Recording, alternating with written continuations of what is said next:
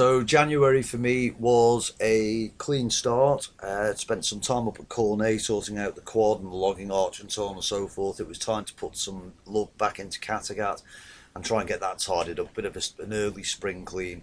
That front yard, I had still the tractor in it, had the bandsaw mill in it and so on and so forth. It was all very messy, and it was annoying me every time I drove past it.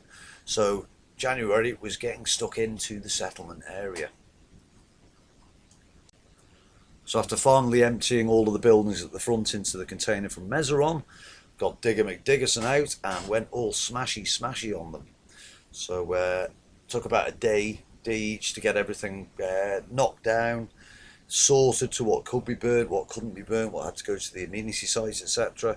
And then big old bonfires ensued, lots of fire. So put a big fat smile on my face to finally get them down after 5 years of being there.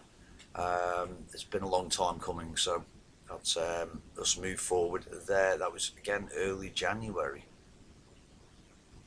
So by sort of late January we were at this position, the smouldering wreck of what was the sheds still in the background there, but still lots of junk lying around, still very messy.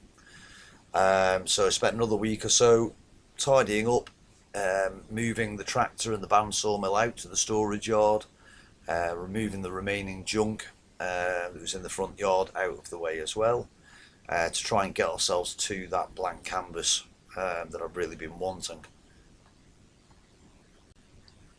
We were then hit by the second storm of the year, and that unfortunately took down one of my favourite silver birch trees. It was rotten about halfway through it, so it was just as well it came down before the place was open to the public.